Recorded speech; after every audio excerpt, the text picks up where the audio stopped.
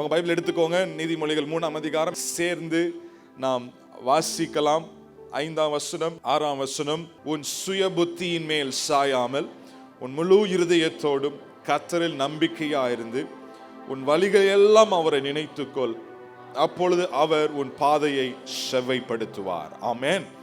முழு இருதயத்தோடு உன் வழிகளில் எல்லாம் அவர் நினைத்துக்கொள், முழு இருதயத்தோடு அவரை நம்பு, அப்பொழுது அவர் நம்முடைய பாதை என்ன பண்ணுவார்? செவ்வைப்படுத்துவார். ஆமென். நாம் இந்த நம்பிக்கையை குறித்து பார்த்து கொண்டிருக்கிறோம். அவரை நாம் தீவிரமாக நம்ப வேண்டும் என்று நான் 2 மெசேஜ் ஏற்கனவே நான் மத்தியில் நான் பகிர்ந்து கொண்டிருக்கிறேன். இது வரைக்கும் அந்த மெசேஜை கேட்காட்டி நீங்கள் யூடியூப்ல போய் நீங்கள் கேளுங்க, நிச்சயமாக அது உங்களுக்கு ஆசீர்வாதமாக இருக்கும். ஒரு வார்த்தை நான் லாஸ்ட் 2 டைம்ஸ் சொல்லியிருக்கிறேன். ராடிக்கல் ஃபெய்த், தீவிர விசுவாசம் எதை விளைவிக்கும்? தீவிர விசுவாசம் நம்முடைய வாழ்க்கையில இயற்கைக்கு அப்பாற்பட்ட பதில்களை அது பெற்றுக்கொள்வதற்கு ஒரு வழி திறக்கிறதாக இருக்கிறது. ஆமென். ஹல்லேலூயா. Radical trust opens doors for the supernatural to happen in your life. I trust him because he has a purpose for me. அவர் எனக்கு ஒரு நோக்கத்தை வைத்திருக்கிறார். I trust him because he is with me. அவர் என்னோடு கூட, his presence, அவருடைய பிரசன்னம் என்னோடு கூட இருக்கிறது. நான் நம்புகிறேன், ஏனென்றால் அவருடைய வாக்குத்தத்தம் என் வாழ்க்கையில் உண்மையாக இருக்கிறது, அது நிச்சயமாக நிறைவேறும். 4ஆவதாக, I trust him because God's principles never change. Principles, நியமங்கள். கர்த்தர் அவருடைய வார்த்தை நமக்கு கொடுத்திருக்கிறார். இந்த வார்த்தையிலே அநேக நியமங்களை ஆண்டவர் என்ன பண்ணிருக்கிறாரு? ஏற்படுத்தி வைத்திருக்கிறார். அந்த எப்படி அவருடைய வார்த்தை மாறாத வார்த்தையா இருக்கிறதோ, நாம் அந்த நியமங்களின் படி வாழும் பொழுது அதுக்கு ஏற்ற ஆசீர்வாதங்களும் அதுக்கு ஏற்ற விளைவுகளும் மாறாததாக இருக்கிறது. ஆமென். நான் சொல்றது எத்தனை பேருக்கு புரிகிறது? ஹல்லேலூயா. So our God is a God of principles. அநேக நியமங்களை ஆண்டவர் வச்சிருக்கிறாரு. உலக பிரகாரமான விதியிலும் சரி, ஆவிக்குரிய விதியிலும் சரி, இந்த 2 தளத்திலுமே ஆண்டவர் சில நியமங்களை என்ன பண்ணிருக்கிறாரு? வச்சிருக்கிறார். நம்முடைய ஆண்டவர் ஒழுக்கத்தின் தேவன். அவர் சிருஷ்டிக்கும் பொழுதே எல்லா நியமங்களையும் அங்கங்க என்ன பண்ணிருக்கிறாரு? ஸ்பிரிச்சுவல் அண்ட் பிசிக்கல் பிரின்சிபல்ஸ் ஆண்டவர் அங்கங்க என்ன பண்ணிருக்கிறாரு? வச்சிருக்கிறார். சில எக்ஸாம்பிள்ஸ் உங்களுக்கு கொடுக்குறேன் பாருங்களேன். ஒரு பிசிக்கல் ஒரு லா எடுத்துக்கொள்வோம், நியமம், உலக பிரகாரமான நியமம் எடுத்துக்கொள்வோம். ஒருத்தன் சொல்றான், அவன் ரட்சிக்கப்பட்டவனும் ரட்சிக்கப்படாத யாரா இருந்தாலும் சரி, சொல்றான், நான் இப்ப 10 மாடி கட்டத்துல மேல நிக்கிறேன், நான் என்ன பண்ண போறேன்? அப்படியே நான் என்ன பண்ண போறேன்? நான் நடக்க போறேன். நான் இந்த புவியீர்ப்பு சக்தி என்ற அந்த நியமத்தை நான் என்ன பண்ண போறேன்? நான் உடைக்க போகிறேன் அப்படின்ட்டு அவன் என்ன பண்றான்? அவன் இப்ப நடக்கிறான். என்ன நடந்துச்சு நீங்க நினைக்கிறீங்க? நான் நினைக்கிறேன், அவன் என்ன சொன்னா, இந்த நியமத்தை நான் என்ன பண்ண போறேன்? அவனுக்கு தலையில இருந்து கால் வரைக்கும் எல்லா எலும்பு மட்டும் தான் உடைஞ்சிருக்கும், வெளியே மத்த ஒண்ணுமே நடந்திருக்காது. He cannot break that law. ஏன்னா அது ஒரு physical law ஆண்டவர் வச்சிருக்கிறாரு. நீ காலை வச்சா என்ன பண்ணும்? கீழே போய்தான். You cannot break that physical law. அதே போல ஆவிக்குரிய தளத்திலும் சில நியமங்களை ஆண்டவர் வைத்திருக்கிறார். அந்த நியமங்கள் படி நாம் வாழும் பொழுது, it is a lifestyle. நம்ம வாழ்க்கையில அதை அபியாசிக்கும் பொழுது, நம்ம வாழ்க்கையில வாழும் பொழுது நிச்சயமாக அதற்குரிய ஆசீர்வாதங்களை நீங்க கண்டிப்பா எக்ஸ்பீரியன்ஸ் பண்ணி தான் ஆக வேண்டும். ஆமென். அங்க மேபிலாம் கிடையாது, நடந்தால் நடக்கலாம் அப்படிலாம் கிடையாது. எப்படி இந்த புவியீர்ப்பு சக்தி அவ்வளோ உண்மையாக இருக்கிறதோ, அதே போல இந்த வார்த்தையில சொல்லப்பட்டிருக்கிற ஒவ்வொரு நியமங்களும் அது அப்படியே உண்மையாக இருக்கிறது. ஆமென். Hallelujah. You cannot break it. You cannot violate that spiritual law that God has placed you in. Amen. Hallelujah. So அதை குறித்து தான் நான் வேகமாக இன்றைக்கு நான் மத்தியில் பேச போகிறேன். கடந்த வாரம் ஆதியாகமம் 26ஆம் வசன அதிகாரத்தை எடுத்து நான் வாசித்து பார்த்தேன். அங்க ஈசாக்கு வாழ்க்கையை குறித்து போட்டிருக்கிறது. ஸோ ஈசாக்கு வாழ்க்கையில இருந்து ஒரு 3 நியமங்களை நான் முன்பதான் நான் வைக்க விரும்புகிறேன். Very practical message. இதை கேட்டு நீங்க ஆமென் போடலாம், அல்லேலூயா போடலாம், வெரி குட் சொல்லலாம், தட்ஸ் ஆல் ஓகே. ஆனா உங்க வாழ்க்கையில நீங்க இதை அப்ளை பண்ணாட்டி இதோடைய எஃபெக்ட் என்ன பண்ண முடியாது? நீங்க பார்க்க முடியாது. ஆமென். அல்லேலூயா. அல்லேலூயா. பாருங்க, கர்த்தரை நம்புற வாழ்க்கையில ஒரு காரியம் காணப்படும். ஒரு வசனத்தில் எப்படி வாசித்தேன், 26 அதிகாரத்தில் 4ஆம் வசனத்தில் ஆபிரகாமை குறித்து ஆண்டவர் எடுத்துக்காட்டாக ஈசாக்குக்கு சொல்லும் பொழுது ஆண்டவர் இப்படியாக சொல்லுகிறார், ஆபிரகாம் என் சொல்லுக்கு கீழ்ப்படிந்து என் விதிகளையும் என் கற்பனைகளையும், அடுத்து என்ன வார்த்தை வருது, என் நேமங்களையும் என் பிரமாணங்களையும் என்ன பண்ணனா அவன் கை கொண்டபடியினால் அவனை நான் ஆசீர்வதித்தேன் என்று ஆண்டவர் சொல்லுவார். ஆமென். ஆபிரகாம் ஒரு விசுவாச தகப்பன், கர்த்தரால் பயன்படுத்தப்பட்ட ஒரு வல்லமை உள்ள பாத்திரம். அவனுடைய ஆசீர்வாதத்திற்கு என்ன காரணம், ஏன் ஆண்டவர் அவனை ஆசீர்வதித்தார், ஏன் ஆண்டவர் அவன் வாழ்க்கையில் அவ்வளவு பெரிய அற்புதத்தை செய்தார் என்று ஒரு அடையாளத்திற்காக, ஒரு எடுத்துக்காட்டுக்காக ஆண்டவர் இங்க சொல்லுகிறார், ஈசாக்குக்கு சொல்லுகிறார். கர்த்தரை நம்புற மனுஷன் பாருங்க, நான் கர்த்தரை நம்புறேன், நான் கர்த்தரை நம்புறேன், நான் கர்த்தரை நம்புறேன்னு சொல்லிட்டு கர்த்தர் சொல்றதை மாத்திரம் செய்யாம போனா நீங்க என்ன பண்றீங்க, உங்களுக்கு நீங்களே என்ன பண்ணிக்கொள்கிறீங்க, நீங்க போய் சொல்லிக் கொள்கிறீர்கள். நீங்க கர்த்தரை நம்புகிறீங்க, நான் ராடிக்கலா, நான் தீவிரமா நான் கர்த்தரை நம்புகிறேன் என்று நீ நம்ம சொன்னோம் என்றால் நாம் ஆபிரகாமை போல எப்படி இருக்க வேண்டும், அவருடைய சொல்லுக்கு, ஆபிரகாம் என் சொல்லுக்கு கீழ்ப்படிந்து, ஆமென், நல்லா சொல்லுங்க, கீழ்ப்படிந்து, கீழ்ப்படிந்து என் விதிகளையும் என் கற்பனைகளையும் என் நியமங்களையும் என் பிரமாணங்களையும் என்ன கொள்ள வேண்டுமா, கை கொள்ள வேண்டுமா. ஆமென். சோ இந்த பிரின்சிபல்ஸ் நீங்க கை கொள்ளும் பொழுது, இந்த நியமங்களை நீங்கள் கை கொள்ளும் பொழுது நிச்சயமாக ஆசீர்வாதத்தை தவிர வேற ஒண்ணுமே என்ன பண்ண முடியும், உங்களால பார்க்க முடியாது. ஆமென். ஹல்லேலூயா. சோ நம்ம பார்ப்போம், இது 26ஆம் அதிகாரத்தில் நம்ம பார்க்கும் பொழுது நாம் ஈசாக்கு வாழ்க்கை குறித்து நாங்க பார்க்கிறோம். இப்ப ஈசாக்கு நம்ம எல்லாருக்குமே ஒரு புது கேரக்டர் கிடையாது. நம்ம எல்லாருமே நன்றாக அறிந்த ஒரு நபர் தான் ஈசாக்கு. ஆபிரகாமுக்கும் சாராளுக்கும் வாக்குத்தத்தமாக கொடுக்கப்பட்ட ஒரு மகன் தான் ஈசாக்கு. பழைய ஏற்பாட்டிலே ஒரு முக்கியமான நபராக ஈசாக்கு இருக்கிறார். ஆண்டவர் தன்னுடைய ஜனங்களுக்கு தன்னை வெளிப்படுத்தும் பொழுது அவர் எப்படி வெளிப்படுத்துகிறார், நான் ஆபிரகாமின் தேவன், ஈசாக்கின் தேவன், யாக்கோபின் தேவன் என்று அவர் ஈசாக்கு பேரு, யாக்கோபு பேரு, ஆபிரகாம் பேர் வச்சு என்ன பண்றாரு, தன்னை அவர் இன்ட்ரோடியூஸ் பண்றாரு. Is introducing himself. அப்பனா எவ்வளவு பெரிய கணம் பாருங்க. ஹல்லேலூயா. ஆமென். சோ அப்படியாக கர்த்தர் தன்னை இந்த பெயர் மூலமா வெளிப்படுத்தின ஒரு நபர் ஈசாக்கு. அது மாத்திரம் இல்ல, பாருங்க வசனத்துல நம்ம பார்க்கிறோம், ஒரு இப்படியாக சொன்னார், Isaac was the ordinary son of a great father and an ordinary father of a great son. எதற்கு அப்படி சொன்னார் என்றால், ஆபிரகாமின் தேவன், ஈசாக்கின் தேவன், யாக்கோபின் தேவன். அப்ப ஆண்டவர் 3 பேரை சொல்றாரு. ஆனா நம்ம பைபிள்ல வாசிக்கும் பொழுது ஆபிரகாமுக்கு பாத்தீங்கன்னா ஆல்மோஸ்ட் 12 சாப்டர்ஸ் கொடுக்கப்பட்டிருக்கிறது. ஆபிரகாமின் வாழ்க்கை குறித்து ஸ்பெசிபிக்கா ஆபிரகாமை குறித்து பேசுகிறது. 12 அதிகாரங்கள் கொடுக்கப்பட்டிருக்கு. யாக்கோபை பாருங்க, அவருக்கும் 12 அதிகாரம் கொடுக்கப்பட்டிருக்கிறது. ஸ்பெசிபிக்கா யாக்கோபை பத்தியே பேசுற காரியங்கள். யோசேப்பை எடுத்துக்கோங்க, அவருக்கும் 12 அதிகாரம் கொடுக்கப்பட்டிருக்கிறது. ஸ்பெசிபிக்கா யோசேப்பின் காரியங்களை மாத்திரம் பேசுவது. அப்ப ஈசாக்கு எப்படி கொடுக்கப்பட்டிருக்கணும், ஒரு 12 அதிகாரம் கொடுக்கப்பட்டிருக்கணும். ஆனா ஈசாக்குக்கு 12 அதிகாரம் கொடுக்கப்படல. சொல்ல போனா அவனுடைய பேர் நிறைய இடங்கள்ல பயன்படுத்தப்பட்டிருக்குது. ஆனா ஸ்பெசிபிக்கா ஈசாக்கை குறித்து மாத்திரம் ஒரே ஒரு அதிகாரம் தான் சொல்லப்பட்டிருக்கிறது, இந்த 26ஆம் அதிகாரம். ஆனா அதனால அவர் ஏதோ அவருடைய உயர்வுல என்ன பண்ணல, அவரு குறைஞ்சு போகல. அந்த ஒரு அதிகாரத்திற்குள்ள ஆண்டவர் அநேக சத்தியங்களை என்ன பண்ணிருக்கிறாரு, அடக்கி வைத்திருக்கிறார். ஆமென். ஹல்லேலூயா.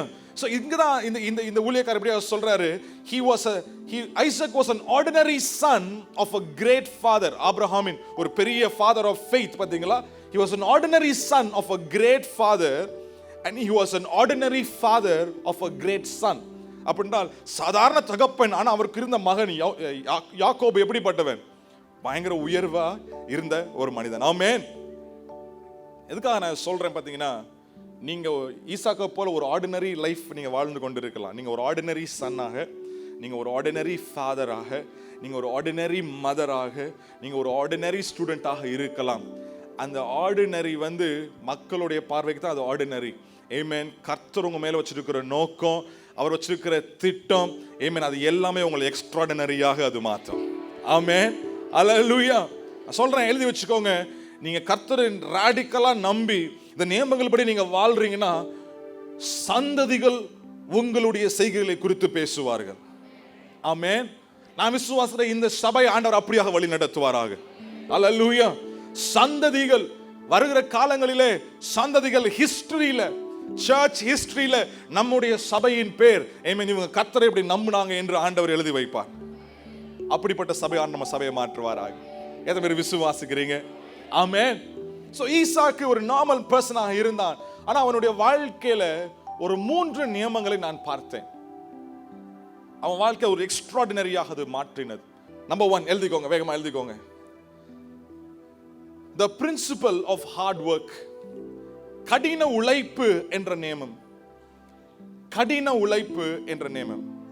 வேகமாக நான் ஒரு பேக்ரவுண்டை நான் கொடுக்க விரும்புகிறேன். வசனத்தில் வாசிக்கிறோம், அது 26:12. ஈசாக்கு அந்த தேசத்திலே விதை விதைத்தான். ஈசாக்கு அந்த தேசத்தில் விதை விதைத்தான். பாருங்க, இப்ப ஈசாக்கு அவரோட வாழ்க்கை நல்லா வாழ்ந்துட்டு இருக்கிறாரு. முந்தின அதிகாரத்தில் பார்த்தீங்கன்னா ஒரு ஜோமன்வர், அவங்க ஒய்ஃபுக்கு ஆண்டவர் குழந்தையை கொடுப்பாரு. இப்போ ஈசா இருக்கிறாரு, யாக்கோபு இருக்கிறாரு. இப்போ ஈசாக்கு வாழ்க்கை நல்லா சுகமா, ஓகே, பிரேயர் கேட்கப்பட்டுருச்சு, ஒய்ஃபுக்கு ஆண்டவர் குழந்தை கொடுத்துட்டாரு, இப்போ நல்லா இருக்கிறோம், வாழ்ந்து கொண்டு இருக்கிறாங்க. ஆனால் திடீரென்று என்ன வருகிறது? அவங்க தேசத்தில் ஒரு பஞ்சம் வருகிறது. இப்போ பஞ்சம் வந்த உடனே ஈசாக்கு என்ன பண்ணுறார் என்றால், அவரோட இடத்திலிருந்து புறப்பட்டு எங்க வருகிறார்? கிரஹார் என்ற ஊருக்கு வருகிறார். அந்த கேராருக்கு வருகிறார். அபிமெலேக் அங்க இருக்கிறார். அங்கேயும் என்னதான் இருக்கிறது? பஞ்சம் இருக்கதான் செய்கிறது. இப்ப அவருடைய ஐடியா என்னன்னா, தன்னுடைய தகப்பனை போலவே ஈசாக்கு பாத்தீங்கன்னா ரொம்ப இன்ட்ரெஸ்டிங்கா இருக்கும். ஆபிரகாம் என்னென்ன செஞ்சாரோ அப்படி என்ன பண்ணுவான் வாழ்க்கையில, தப்புனாலும் சரி ரைட்னாலும் சரி அப்படி அவன் செஞ்சிருப்பாரு. அதை குறித்து நம்ம இன்னைக்கு பேசல, இன்னொரு நாள் மேல baby will talk about it. ஆனா இங்க பார்க்கும் பொழுது அவருடைய ஐடியா அவங்க அப்பா மாதிரியே, சரி ஏகாருக்கு போயிட்டு அங்க என்ன பண்ணலாம், அப்படியே எகிப்துக்கு என்ன பண்ணலாம், நம்ம போய்விடலாம் என்று அவர் திட்டம் போடுகிறார். ஆனா அங்க திட்டம் போட்ட உடனே ஆண்டவர் இடத்துல வந்து சொல்றாரு, அப்பா நீ எகிப்துக்கு போகாத, நீ நான் வைக்கிற இந்த இடத்துல என்ன பண்ண, நீனு தங்கி இரு. வாசிக்கலாம் அந்த வசனத்தை. 2ஆம் வசனத்துல வாசிக்கும் பொழுது, கர்த்தர் அவனுக்கு தரிசனமாகி, நீ எகிப்திற்கு போகாமல் நான் உனக்கு சொல்லும் தேசத்துல என்ன பண்ண, நீனு குடியிரு என்று ஆண்டவர் கட்டளையிடுகிறார். இந்த தேசத்திலே வாசம் பண்ணு. நல்லா கவனிங்க, இந்த தேசத்துல நீ வாசம் பண்ணு, நான் உன்னோடே கூட இருந்து உன்னை ஆசீர்வதிப்பேன், நான் உனக்கு உன் சந்ததிக்கும் இந்த தேசங்களை யாவையும் தந்து உன் தகப்பனாகிய ஆபிரகாமுக்கு நான் இட்ட ஆணையை நிறைவேற்றுவேன். ஆண்டவர் சொல்றாரு, அப்பா நீ எகிப்துக்கு போகாத, பஞ்சம் இருக்குது, நீ கிளம்பி வந்துட்ட, நீ எகிப்துக்கு போகாத, நீ இங்கேயே இரு, நான் இந்த தேசத்துல உங்க அப்பாக்கு நான் ஆணையிட்டது போல என்ன பண்ணுவேன், நான் உன்னை நான் ஆசீர்வதிப்பேன் என்று இங்க ஆண்டவர் யாக்கோபு ஈசாக்கு கிட்ட சொல்றத நாம இங்க வாசிக்கிறோம். அதுக்கப்புறம் ஒரு காரியம் நடக்கிறது. இப்ப 12ஆம் வசனத்துக்கு நம்ம வருவோம் மறுபடியுமாக. 12ஆம் வசனத்துல வாசிக்கும் பொழுது அங்க போட்டிருக்கு, ஈசாக்கு அந்த தேசத்தில் விதை விதைத்தான். நான் வாசிக்கும் பொழுது எனக்கு இன்ட்ரெஸ்டிங்கா இருந்துச்சு. ஆண்டவர் வந்து அவனை விதை விதைக்க சொல்லல. ஆக்சுவலா ஆண்டவர் சொன்னா, நீ இந்த தேசத்துல என்ன பண்ண, நீனு நான் சொல்ற வரைக்கும் என்ன பண்ண, நீனு குடி இருப்பா. நான் உன்னை இன்னொன்னு சொன்னாரு, நான் உன்னை நிச்சயம் என்ன பண்ணுவேன், நானு ஆசீர்வதி, நீ குடியிரு, நான் உன்னை என்ன பண்ணுவேன், நானு ஆசீர்வதிப்பேன். பாருங்க, இந்த டைம்லயும் ஃபேமின், பஞ்சம் இருக்கதான் செய்கிறது. ஈசாக்கு வந்து சேர் போட்டு கால் மேல கால் போட்டு, ஆண்டவர் தான் சொல்லிட்டாருல என்ன பண்ண போறாரு, என்னைய ஆசீர்வதிக்க போறாரு அப்படின்னா நிச்சயமா என்ன பண்ணுவார், அவர் ஆசீர்வதிப்பார். பஞ்ச காலத்துல எவன்டாம் போய் விதைச்சிட்டு இருப்பான்? பஞ்ச காலத்துல என்ன இருக்காது? தண்ணி இருக்காது. பஞ்ச காலத்துல என்ன இருக்காது? மழை இருக்காது. எல்லாம் வறட்சி, கொஞ்சம் தான் கையில இருக்கு. நம்ம என்ன பண்ணுவோம், அதை நம்ம பத்திரம் என்ன பண்ணிக்கலாம், நம்ம வச்சுக்கலாம் அப்படின்னு சொல்லிட்டு ஈசாக்கு சோம்பேறியாக உட்காரவில்லை. என்ன பண்ணுகிறான், அந்த பஞ்ச காலத்திலும் கர்த்தர் சொன்ன இடத்திலே, ரொம்ப முக்கியம், ரொம்ப ரொம்ப முக்கியம், கர்த்தர் சொன்ன தேசத்திலே, அவன் குடியிருக்க சொன்ன தேசத்திலே அவன் என்ன பண்ணுகிறானா, அவன் விதைக்கிறான். அது எதற்கு அடையாளமா இருக்கிறது என்றால், இட் ரெப்ரசன்ட்ஸ் ஒர்க். அது வேலைக்கு அடையாளமா இருக்கிறது, கடின உழைப்பிற்கு அடையாளமாக இருக்கிறது. ஆமென், ஹல்லேலூயா. அவங்க ஃப்ரெண்ட்ஸ் சொல்லிருக்கலாம், என்னடா எப்பா பஞ்சம், யாராச்சும் விதைக்கிறாங்களான்னு பாருங்க. யாருமே விதைக்கல, நீ ஏன் விதைக்கிற? நீ ஏன் உன் டைமை நீ வேஸ்ட் பண்ற? உழைப்பு வீண் போக போகிறது என்று சில பேர் சொல்லி இருக்கலாம். ஆனா அதெல்லாம் என்ன பண்ணலாம், கேட்கல. ஆண்டவன் இந்த இடத்துல இருக்க சொல்லிட்டாரு, என்னை ஆசீர்வதிப்பேன். ஆண்டவன் என்ன பண்ணிட்டாரு? வாக்கு பண்ணிட்டாரு. Therefore I am going to work. Amen. இந்த மனநிலை நம்ம எல்லாருக்குமே இருக்க வேண்டும். Amen. Hallelujah. என்ன மனநிலை? கடினமாய் உழைக்கிற ஒரு மனநிலை. இந்த நியமம், ஏன்னா கர்த்தர் இந்த பைபிள்ல நீங்க பார்க்கும்போது, நீ வேலை பார்க்கற என்ன பண்ணக்கூடாது, நீ சாப்பிடக்கூடாது சொல்லியிருக்கிறார். சோம்பேறியா இருந்துட்டு ஆண்டவரை ஆசீர்வதிப்பார்னு சொன்னாங்க, அங்க காரியம் நடக்காது. நான் கர்த்தரை நம்புகிறேன் அப்படின்ட்டு வேலையே பண்ணாம வானத்துல இருந்து பொத்து நினைச்சா உள்ளாது. சொல்ல எத்தனை பேருக்கு புரிகிறது? ஆமென். The principle of hard work, அவன் கடினமாய் உழைக்கிறதை நாம் இங்க பார்க்கிறோம். அங்க நிலத்துல தண்ணி இல்லை அப்படின்னா கஷ்டப்பட்டு அந்த நிலத்தை தோண்டணும், காரியங்களை விதைக்கணும், அதை பரிமாறணும். It's all hard work. ஆனா அவன் சோர்ந்து போகாம என்ன பண்ணான்? அவன் ஈசாக்கு விதைத்தான். வசனம் சொல்கிறது, நீதிமொழிகள் 12ஆம் அதிகாரம் 11ஆம் வசனத்துல, தன் நிலத்தை பயிரிடுகிறவன் அவன் திருப்தி அடைவான். எப்படி திருப்தி அடைவான்? ஆகாரத்தினால். அப்புறம் நீங்க ஹார்ட் ஒர்க் பண்ணீங்கன்னா நிச்சயமா நீங்க சாட்டிஸ்ஃபைடா வாழ்வீங்க. ஆமென். அல்லேலூயா. கடினமா உழைக்காம வீட்டுக்குள்ளேயே உட்கார்ந்துட்டு ஆண்டவர் சூப்பர் நேச்சுரலா கதவை பொத்துக்கிட்டு போடுவான்னு நினைச்சீங்கன்னா ஒண்ணுமே வராது. ஒண்ணு தான் வரும், தரித்திரம் மட்டும்தான் வரும். நான் சொல்றது எத்தனை பேருக்கு புரியுறது? ஆமென். அல்லேலூயா.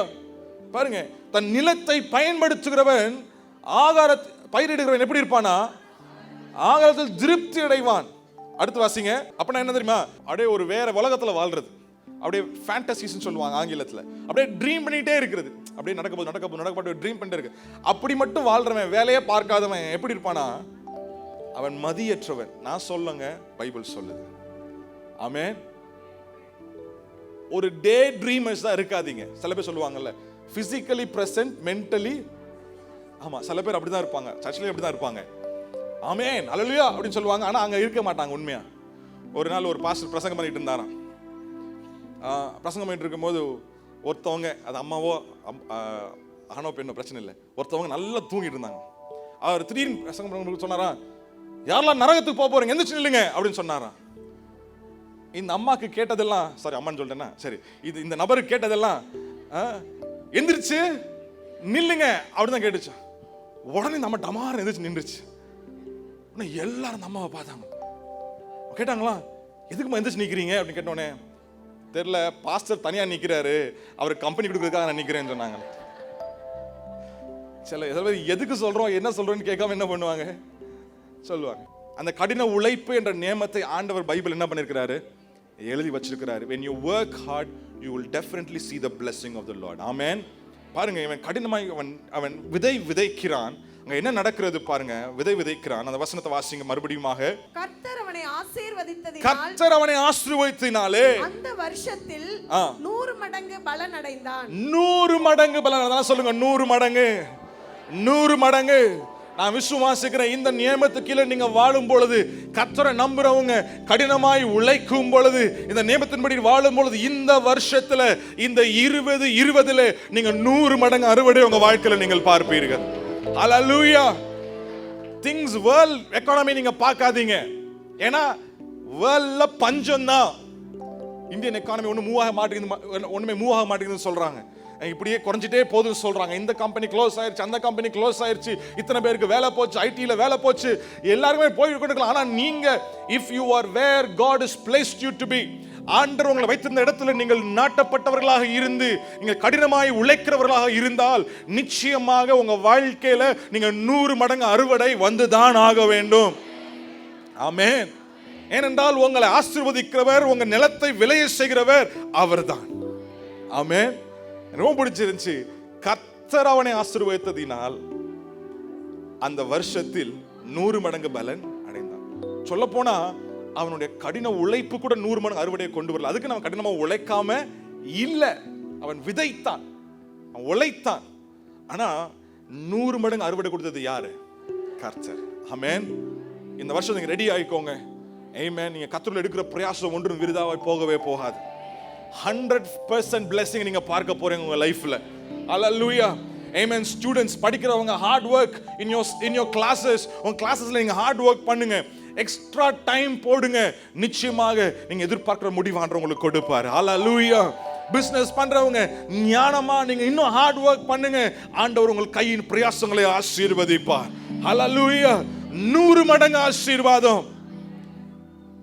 The principle of hard work நம்ம கற்றுக்கொள்ள வேண்டும் ஈசாக்கு வாழ்க்கையிலிருந்து. ஆமென். இரண்டாவது பாயிண்ட் அதே வசனத்துல இருந்து நான் சொல்ல விரும்புகிறேன். 2 points from the same verse. நல்லா கவனிங்க. very very important. நம்பர் 1, முதலாவது கடின உழைப்பு என்ற நியமம், பிரின்சிபல். இரண்டாவது the principle of sowing and reaping, விதைத்தலும் அறுவடை, விதைப்பும் அறுப்பும் என்ற நியமனம் ரொம்ப முக்கியமானது. ஈசாக்கு அந்த தேசத்தில் என்ன பண்ணான்? அவன் விதைத்தான். விதைக்கிறதும் அறுக்கிறது, விதைப்பும் அறுப்பும் என்ற ஒரு நியமனம். இதை குறித்து நமக்கு ஒரு நல்ல தெளிவான வெளிப்பாடு இருக்கணுங்க. as church believers நமக்குள்ள ஒரு தெளிவான வெளிப்பாடு இருக்க வேண்டும். ஒரு மனிதர் இப்படியாக சொன்னார், ஒரு தேவ மனுஷன் இப்படியாக சொன்னார், நீங்கள் வாழ்க்கையில் பெரிய அறுவடையை காண வேண்டும் என்றால் உங்கள் விதைப்பும் பெரிதாக இருக்க வேண்டும். ஆமென். அல்லேலூயா. ஈசாக்கு 100 மடங்கு அறுவடை அவன் எதிர்பார்த்திருக்க முடியாது. எது பண்ணாம? விதைக்காம அவன் என்ன பண்ண முடியாது? அவன் எதிர்பார்க்க முடியாது. ஆமென். அல்லேலூயா. இந்த விதைப்பு உங்கள் கொடுக்கிறதற்கு ஒப்பாக இருக்கிறது. ஃபர்ஸ்ட் நான் சொன்ன உங்க விதைப்பு வேலை செய்கிறதற்கு, கடினமாய் உழைப்பதற்கு ஒப்பா இருக்கிறது. இந்த செகண்ட் பாயிண்ட்ல ஒரு ஆவிக்குரிய கண்ணோட்டத்தில் பார்க்கும் பொழுது இந்த விதைப்பு உங்கள் கொடுக்கிறதற்கு ஒப்பா இருக்கிறது. ஆமென். ஏன்னா நம்ம வாழுகிற காலகட்டம் அப்படியாக இருக்கிறது. எப்படி இருக்குன்னா, விதைக்காம அறுவடை எதிர்பார்க்கிற ஒரு காலகட்டம். எல்லாமே என்ன வரணும்? ஈஸியா என்ன பண்ணணும்? எனக்கு வந்துடணும். ஷார்ட் டேர்ம்ல நிறைய என்ன பண்ணணும்? எனக்கு கிடைக்கணும். கொஞ்சம் தான் விதைப்பேன், இல்லை நான் விதைக்காம இருப்பேன், ஆனா எனக்கு அறுவடை மட்டும் எப்படி இருக்கணும்? நிறைய இருக்கணும். அப்படி வராது. ஏன்னா கர்த்தர் இந்த விதைத்தல் அறுப்பு என்ற நியமனத்தை வசனத்தில் என்ன பண்ணிருக்கிறாரு? எழுதி வச்சிருக்கிறார். ஆமென். எங்க பசங்க சின்ன பிள்ளைங்களா இருக்கும்போது அவங்க ஏதாச்சும் டாய்ஸ் கேட்பாங்க, அப்பா எனக்கு இது வாங்கி கொடுங்க அப்படின்னு கேட்பாங்க. அவங்க சொல்லுவான், டேய் அப்பா அம்மாவுக்கு அது வாங்குறதுக்கு இப்போ என்ன இல்லை, காசு இல்லை அப்படின்னு சொல்லுவான். பாருங்க, அவன் வேகமா சொல்லுவான், அடுத்த பீட் மிஸ் பண்ணாம, இதான் ஏடிஎம் இருக்குல்ல, நீங்க போய் என்ன பண்ணுங்க, காசை எடுங்க அப்படின்வான். ஆனா அவனுக்கு தெரியாது, ஏடிஎம்ல வித்ட்ரா பண்ணணும்னா ஃபர்ஸ்ட் என்ன பண்ணணும்? டெபாசிட் பண்ணணும். டெபாசிட் பண்ணாம என்ன பண்ண முடியாது?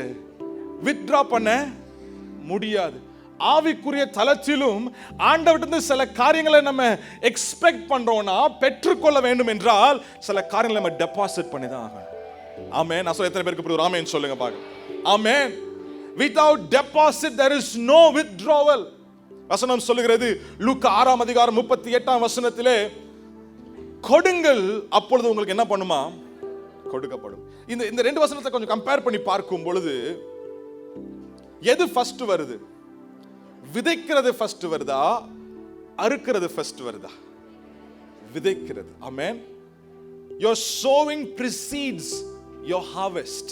ஆமென். உங்கள் அறுவடைக்கு முன்பதாக என்ன இருக்க வேண்டும்? விதைப்பு இருக்க வேண்டும். உங்கள் பெற்றுக்கொள்ள முன்பாக என்ன இருக்க வேண்டும்? கொடுக்கிற இருக்க வேண்டும். கொடுங்கள், அப்பொழுது உங்களுக்கு கொடுக்கப்படும். எப்படி கொடுக்கப்படுமா? பாருங்க, அமுக்கி குலுக்கி சரிந்து விழும்படி நன்றாய் அளர்ந்து. பாருங்க, ஒரு அளவு போடப்பட்டிருக்கிறது. ஒரு அளவு. நம்ம என்ன அளக்கிறோமோ, எப்படி விதைக்கிறோமோ அந்த அளவுக்கு, அந்த விதைப்பிற்கு ஏற்ற அறுவடை தான் நம்ம வாழ்க்கையில வரும். ஆமென். அல்லேலூயா. இப்ப நான் இதை சொல்லும் பொழுது நிறைய பேர் என்னடா இவர் காசை பத்தி பேசுறாரு, காசை பற்றி மாத்திரம் தான் பேசுறாரா நினைச்சிட்டு இருக்கிறீங்க. நான் காசை பத்தியும் பேசுறேன், அதை பற்றி மாத்திரம் நான் பேசல. உங்க வாழ்க்கையில நீங்க எதெல்லாம் விதைக்கிறீங்களோ அதை இதெல்லாம் அறுப்பீங்க. எந்த அளவுல நீங்க விதைக்கிறீங்களோ அந்த அளவுல நீங்க என்ன பண்ணுவீங்க? நீங்க அறுப்பீங்க. ஆமென். அல்லேலூயா. இந்த நியமத்தை நீங்க மாற்ற முடியாது. இதே ஒரு பழைய ஏற்பாட்டு நியமம் அல்லங்க, இது புதிய ஏற்பாட்டிலும் சொல்லப்பட்டிருக்கிறது. கலாத்தியர் 6ஆம் அதிகாரத்திலே ஆண்டவர் அங்க எழுதி வச்சிருக்கிறாரு. 6ஆம் அதிகாரம் 7ஆம் வசனத்திலிருந்து வாசிக்கும் பொழுது, மோசம் போகாதிருங்கள். தேவன் தம்மை பரியாசம் பண்ண ஒட்டார். மனுஷன் எதை விதைக்கிறானோ அதையே அறுப்பான். ஆமென். நீங்க எதை விதைக்கிறீங்களோ அதையே அறுப்பீங்க. நீங்க ஃபைனான்சியல் சீட், ஒரு பொருளாதார விதைப்பை போட்டால் பொருளாதார அறுவடை உங்களுக்கு உண்டாகும். உங்க ரிலேஷன்ஷிப், உங்க உறவுகளிலே நீங்கள் எதை விதைக்கிறீர்கள்? இதுக்கு நான் கேட்க விரும்புகிறேன். as husbands, உங்க ஃபேமிலிக்குள்ள நீங்க எதை விதைக்கிறீங்க? as wives, உங்க ஹஸ்பண்ட், உங்க குடும்பத்துக்குள்ள நீங்க எதை விதைக்கிறீங்க? நீங்க எதை விதைக்கிறீங்களோ அதை தான் நீங்க அறுப்பீங்க. நான் சொல்றது ஏதோ ரொம்ப கண்டம் பண்ணி பேசுற மாதிரி இருக்கு. நான் கண்டம் பண்ணி பேசல, நான் உண்மையை தான் சொல்றேன். ஆமென். ஹல்லேலூயா, ஹல்லேலூயா. எதை விதைக்கிறோமோ, மனுஷன் எதை விதைக்கிறானோ அதையே அறுப்பான். அடுத்த வசனம் வாசிங்க, 8ஆம் வசனம். விதைக்கிறவன் பாருங்க, மாம்சத்துக்கு என்று அப்படின்னா ஆவிக்குரிய காரியம் இல்லாம உலக பிரகாரமான அல்லது தேவையில்லாத மாம்சத்துக்குரிய காரியத்தை விதைக்கும் பொழுது அது எதை விளைவிக்கிறது? மாம்சத்தினால் அழிவை அறுப்பான். அது அழிவை அறுப்பான். ஆவிக்கென்று விதைக்கிறவன் ஆவியினாலே நித்திய ஜீவனை அறுப்பான். ஆவிக்குரிய காரியங்களை விதைக்கும் பொழுது நித்திய ஜீவன் என்ன பண்ணுவானா? அறுப்பான். அடுத்த வசனம், நன்மை செய்கிறதில் சோர்ந்து போகாமல் இருப்போமாக. பாருங்க, இப்ப லிட்டரலா கொடுக்கிறத பத்தியே பவுல் சொல்றாரு. நன்மை செய்ய என்ன பண்ணாதீங்க, நீங்க சோர்ந்து போகாமல் இருங்க. நாம் தளர்ந்து போகாதிருந்தால் ஏற்ற காலத்தில் அறுப்போம். ஆமென். இப்ப எதை குறிச்சு பார்க்கிறோம்? இங்க விதைக்கிற குறிச்சும் பார்க்கிறோம், அறுப்பை குறித்தும் நம்ம பார்க்கிறோம். ஆமென். அருமையான தேவனுடைய பிள்ளையே, உங்க வாழ்க்கையில நீங்க பாசிட்டிவான காரியங்களை விதைத்தால் பாசிட்டிவான காரியங்களை நீங்கள் அறுப்பீர்கள். உங்க வாழ்க்கையில நெகட்டிவான காரியங்களை விதைத்தீங்கன்னா நீங்க நெகட்டிவான காரியங்களை அறுப்பீர்கள். உங்க வாழ்க்கையில நேர்மையான காரியங்களை விதைத்தால் நேர்மையான காரியங்களை அறுப்பீர்கள். எதிர்மறையான காரியங்களை விதைத்தால் நீங்கள் எதிர்மறையான காரியங்களை அறுப்பீர்கள். ஆமென். அல்லேலூயா. ஆமென். நீங்கள் உண்மையை விதைத்தால் நம்பிக்கையை அறுப்பீர்கள். நீங்கள் நற்குணத்தை விதைத்தால் நீங்கள் நண்பர்களை அறுப்பீர்கள். நீங்கள் தாழ்மையை விதைத்தால் உயர்வை அறுப்பீர்கள். நீங்கள் விடாமுயற்சியை விதைத்தால் வெற்றியை அறுப்பீர்கள். நீங்க கடின உழைப்பை விதைத்தால் நீங்கள் ஆமென் ஒரு பெரிய சக்சஸை நீங்கள் அறுப்பீர்கள். நம்பிக்கை அல்லது மன்னிப்பை விதைத்தால் நீங்கள் சுகத்தையும் மன்னிப்பையும் அறுப்பீர்கள். நீங்கள் விசுவாசத்தை விதைத்தால் நீங்கள் அற்புதத்தை அறுப்பீர்கள். ஒரு ஆமென் சொல்லுவோமா? ஆமென். இது எல்லாமே பாசிட்டிவ். ஆனா அதே சமயத்தில் நீங்க நெகட்டிவா எதை விதைச்சாலுமே அதுக்கும் ரெஸ்பான்ஸ் உண்டு. நீங்க நேர்மை இல்லாத காரியங்களை விதைத்தால் நீங்கள் அவன் நம்பிக்கையை நீங்கள் அறுப்பீர்கள். தன்னலமான காரியத்தை விதைத்தால் நீங்கள் தனிமையை அறுப்பீர்கள். நீங்கள் பெருமையை விதைத்தால் நீங்க அழிவை அறுப்பீர்கள். நீங்கள் பொறாமையை விதைத்தால் வாழ்க்கையில் பிரச்சனையை அறுப்பீர்கள். நீங்கள் சோம்பேறித்தனத்தை விதைத்தால் வாழ்க்கையில் தேக்கத்தை அறுப்பீர்கள். நீங்கள் மனக்கசப்பை விதைத்தால் நீங்கள் தனிமையை அறுப்பீர்கள். நீங்கள் கோல் சொல்றது அல்லது காசிப் பண்றதை விதைத்தால், நீ மற்றவர்களை குறித்து குறைவாய் பேசி மற்றவர்களை குறித்து ஏழ்மையாய் பேசுகிறதை விதைத்தால் உங்க வாழ்க்கையில இழப்பை அறுப்பீர்கள். நான் கேட்கிறேன், நீங்க எதை விதைக்க போறீங்க? 2020 ஜனவரி மாசத்திலிருந்து நீங்க எதை விதைக்க போறீங்க? ஆமென். பாருங்க, பணத்தை குறித்து பேசும் பொழுது இந்த விதைப்பு என்று சொல்லும் பொழுது அதை ஆண்டவர் அதை கனப்படுத்துறார். வசனத்துல ஒரே ஒரு இடத்துல தான் ஆண்டவர் சொல்ல சோதித்து பார் என்று சொல்லுகிறார். எங்க சொல்றார் என்றால், கொடுக்கிற பண விஷயத்துல என்ன பண்றாரு சொல்றாரு, உன் தசம பாகத்துல காணிகள் என்ன பண்ண நீ சோதித்து பார் என்று ஆண்டவர் சொல்றார். உங்க கொடுக்கிறதுல உங்க பண விஷயம் கொடுக்கிறதுல நீங்க ஆண்டவரை சோதித்து பாருங்க. நீங்க நம்பி பாருங்க, விதைச்சு பாருங்க. நான் ஏதோ காசு இது பண்றதுக்காக நான் சொல்லலைங்க. இந்த விதைப்பும் அறுப்பும் அது உங்க வாழ்க்கையில ஒரு நடைமுறையாக இருக்க வேண்டும். It is a lifestyle. Amen. Hallelujah. பாருங்க, giving your tithe is not sowing என்று நான் சொல்லுவேன். உங்க தசமபாகத்தை மாத்திரம் கொடுக்கிறது ஒரு விதைப்பு, அது விதைப்பு தான். ஆனா அதை மாத்திரம் ஆண்டவர் எதிர்பார்க்கல. அது நம்ம கொடுக்க வேண்டிய கட்டளையாக இருக்கிறது. ஆனா அதற்கும் மேலாக கொடுக்கிறது தான் நீங்கள் விதைக்கிறதாக இருக்கிறது. பாருங்க, ஈசாக்கு பஞ்ச காலத்திலே, என்ன காலத்துல? பஞ்ச காலத்துல எல்லாருமே எனக்குன்னு தான் எடுப்பாங்க. அவன் என்ன பண்றான்? அவன் விதைக்கிறான். உங்க வாழ்க்கையில நீங்க விதைச்சு பாருங்க, நிச்சயமா பெரிய பெரிய அற்புதங்கள் என்ன பண்ணுவீங்க உங்க வாழ்க்கையில நீங்க பார்ப்பீங்க. ஆமென். ஹல்லேலூயா, ஹல்லேலூயா. Give when the Lord leads you. ஏதோ ஃபைனான்ஸ் கம்பெனில கொடுக்குற மாதிரி கொஞ்சம் கொடுத்து நிறைய வாங்குற அந்த மென்டாலிட்டி கிடையாது சபையில். அப்படி கொடுக்காதீங்க. நம்ம கர்த்தருடைய வழி நடத்துதலோட, பரிசுத்த ஆவியானுடைய வழி நடத்துதல் என்ன பண்ண வேண்டும்? நம்ம கொடுக்க வேண்டும். ஆமென். ஆவியின் காரியங்களில் விதைக்கும் பொழுது நம்ம நித்திய ஜீவனை நம்ம அறுவடையாக பெற்றுக்கொள்வோம். ஆமென் சொல்லுவோமா? நம்முடைய சபை ஒரு கொடுக்கிற சபையாக இருக்க வேண்டும். ஆமென். நம்ம கொடுக்கிறோம், ஆனால் பத்தாது, இன்னும் நிறைய கொடுக்கணும். இந்த விதைப்பும் அறுப்பும் என்ற நியமம் அது மாறாத நியமமாக இருக்கிறது. உங்க லைஃப்ல உங்களை சேலஞ்ச் பண்ண விரும்புறேங்க. If you are not a tither, நீங்க தசமமா கொடுக்காதவர்கள் இருந்தீங்கன்னா, I want to challenge you. நீங்க கொடுங்க, கர்த்தருக்கு என்று கொடுங்க, கொடுத்து பாருங்க. ஆண்டவர் நிச்சயமா உங்க வாழ்க்கையில் அற்புதங்களை செய்வார். ஆமென். ஏன் நான் உங்களை சேலஞ்ச் பண்றேன்னா, ஈசாக்கு பஞ்ச காலத்தில் அவன் விதைத்தான். அந்த ஹோல் ஊர்ல ஒரே ஒரு மனுஷன் தான் அளவுக்கு மிகுதமா ஆண்டவர் ஆசீர்வதிச்சார். அது யார் தெரியுமா? ஈசாக்கு தான். அடுத்த வசனத்துல வாசிங்க, 14ஆம் வசனம், 3rd point. ஐஸ்வரியவானாகி வரவர விருத்தி அடைந்து, ஐஸ்வரியவானாகி அவன் விதைத்ததினால் அவன் வாழ்க்கையில குறைந்து போகவில்லை, அவன் ஐஸ்வரியவானாய் மாறி வரவர விருத்தி அடைந்து, வரவர விருத்தி அடைந்து. ஆமென். எல்லாம் சொல்லுங்க, வரவர விருத்தி அடைந்து. ஹல்லேலூயா. ஆமென். கொடுக்கிறவங்க, கர்த்தருக்கு கொடுக்கிறவங்க, ஆமென், not only just in money, but நீங்க எது நல்ல காரியங்களை விதைக்கிறவங்க, உங்க ரிலேஷன்ஷிப்ல நீங்க விதைக்கிறீங்களா, எதுல நல்ல காரியங்களை விதைக்கிறவங்க, அவங்க நிச்சயமாகவே வர வர விருத்தி அடைவார்கள். ஆமென். ஹஸ்பண்ட் ஒய்ஃபுக்குள்ள எப்ப பார்த்தாலும் நீங்க தான் ப்ராப்ளம், நீங்க தான் ப்ராப்ளம் அப்படி விதைச்சீங்கன்னா அதை என்ன பண்ணுவீங்க? நீங்க அறுப்பீங்க. நீங்க அன்பே விதைக்காம என்ன பண்ண முடியாது? அன்பை எதிர்பார்க்க முடியாதுங்க. ஸ்பெஷலா ஹஸ்பண்ட்ஸ், ஏன்னா வைஃப்ஸ் ஆர் இப்படி சொல்லுவாங்க. நீங்க சைக்காலஜி எடுத்து பார்க்கும்போது வைஃப்ஸ் ஆர் மல்டிப்ளையர்ஸ் என்று சொல்லுவார்கள். நீங்க வைஃப்ட சிக்கன் கொடுங்க, ரா சிக்கன், என்ன பண்ணுவாங்க அவங்க உங்களுக்கு திருப்பி கொடுக்கும்போது? சொல்லுங்க, சிக்கன் பிரியாணி கொடுப்பாங்க, உண்மைதானே? காய்கறி கொடுங்க, குழம்பு வச்சு கொடுப்பாங்க. பிராக்டிக்கலா பேசுறேங்க. நீங்க கொஞ்சம் கொஞ்சம் பேசி பாருங்க, கொஞ்சம் எதிர்மறையா பேசி பாருங்க. நான் ஒன்னும் சொல்லுங்க, நீங்க தான் சிரிக்கிறீங்க. நீங்க 10 வார்த்தை சொன்னா அவங்களுக்கு நிறைய வார்த்தை இருக்கும் உங்களுக்கு, ஏன்னா அவங்க சும்மாவே நிறைய பேசுவாங்க. பாருங்க, see, women are multiplies same way. Husbands, நம்ம நெகட்டிவா சோ பண்ணும்போது நெகட்டிவா ரீட் பண்றோம்னா, அப்ப நம்ம பாசிட்டிவா சோ பண்ணும்போது எப்படி ரீட் பண்ணுவோம்? நம்ம பாசிட்டிவா ரீட் பண்ணுவோம். ஆமென். விட்டு கொடுக்கும் பொழுது, அன்பு செலுத்தும் பொழுது, தாராளமே அவங்களை ஆசீர்வதிக்கும் பொழுது, அதே ஆசீர்வாதம் எப்படி வரும் தெரியுமா உங்களுக்கு? அப்படியே வராது, மல்டிப்ளை ஆகி வரும். ஆமென். ஹல்லேலூயா. புரிஞ்சவங்க மாத்திரம் ஒரு ஆமென் சொல்லுங்க. ஆமென். விதைப்பும் அறுப்பும். நம்பர் 1 பிரின்சிபல், ஃபர்ஸ்ட் பிரின்சிபல் கடின உழைப்பு என்ற நியமனம். 2வது விதைப்பும் அறுப்பும் என்ற நியமனம். 3வது the principle of crisis management.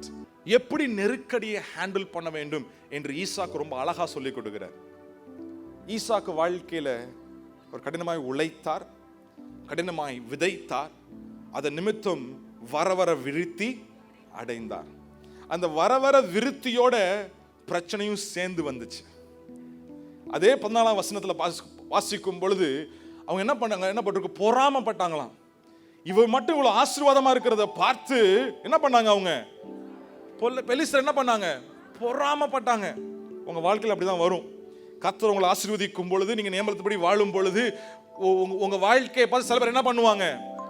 பொறாமப்படுவாங்க. இப்ப முக்கியமான காரியம் என்னவென்றால், அந்த மாதிரி பொறாமை வரும் பொழுது, எதிர்ப்பு வரும் பொழுது நம்ம எப்படி அதை ஹேண்டில் பண்றோம், எப்படி அதை மேனேஜ் பண்றோம்? How are we managing the crisis that comes in our life? ஈசாக்கு வாழ்க்கையில பார்க்கும் பொழுது அவன் godly வேலை, ஆவிக்குரிய விதத்தில் என்ன பண்றான்? அதற்கு ரெஸ்பான்ஸ் பண்றான். அவன் எதுவுமே அவன் எதிர்த்து நிற்கல, அவன் குவாரல் பண்ணல. ஏசேக்கு வந்துச்சு, சித்தனா வந்துச்சு, அவன் ஒண்ணுமே வாக்குவாதம் பண்ணல. வேணுமா எடுத்துக்கோ. பாருங்க, அந்த காலகட்டத்தில் ஒரு கிணறு தோண்டி தண்ணியை கண்டுபிடிக்கணும்னா அது கோல்டு கண்டுபிடிச்ச மாதிரி. அதை விட்டு கொடுக்கணும்னா ஈஸி கிடையாது. சில டைம்ல யுத்தமே நடக்கும். எதை வச்சு? தண்ணியை வச்சு யுத்தம் நடக்கும். பாருங்க, அப்படிப்பட்ட ஒரு காரியத்துல he was wise, he knew how to manage his crisis in his life. அவன் வந்து போய் யுத்தம் பண்ணல, எல்லா நேரத்திலையும் அவன் சமாதானத்தை நாடினான். ஆமென். நான் சொல்றேன், இதோட முடிச்சுறேன். சமாதானத்தை நாடுற உங்க வாழ்க்கையில நிச்சயமாக ரெகபோத் வரும். சமாதானத்தை நாடுற உங்க வாழ்க்கையில நிச்சயமாக பெர்ஷிபா வரும். அல்லேலூயா. யாராலும் தடுக்க முடியாது. ஏனென்றால் கர்த்தர் உங்களோடு கூட இருப்பார். கர்த்தர் உங்களுக்காக யுத்தம் செய்வார். உங்க எதிரிகள் பார்ப்பாங்க, ஆச்சரியப்படுவாங்க, பொறாமப்படுவாங்க, சண்டை போடுவாங்க. கடைசியில வந்து உங்ககிட்டயே உட்கார்ந்து உங்ககிட்டயே பேசி சமாதானமாயிட்டு அவங்க அமைதியா போய் விடுவார்கள். ஆமென். அல்லேலூயா. கர்த்தரோட வழியில உங்க கிரைசிஸை நீங்க மேனேஜ் பண்ணுங்க. ஆமென். சமாதானத்தை நாடுங்கள். Blessed are the peacemakers, for they shall inherit, amen, the kingdom of God. Hallelujah. சமாதானம் ஒன்று பண்றவங்க நீங்க தேவனுடைய ராஜ்யத்தை என்ன பண்ணுவீங்க? நீங்க சுகந்தரித்துக் கொள்வீர்கள். ஆமென். 3 பிரின்சிபல். என்ன பிரின்சிபல்? நம்பர் 1 கடின உழைப்பு, 2 விதைப்பும் அறுப்பும், 3வது ஆமென். உங்க வாழ்க்கையில் நீங்க இதை அபியாசிச்சு பாருங்க. கர்த்தரை நம்புறவங்க நிச்சயமா நீங்க அபியாசிச்சு பாருங்க. நிச்சயமா ஆண்டவர் ஆபிரகாமின் ஆசீர்வதித்தது போல உங்களையும் ஆண்டவர் ஆசீர்வதித்து உயர்த்துவார். உள்ளத்தோடு ஆராதிப்பே, முழு பலத்தோடு அன்பு கூறுவே, ஆராதனை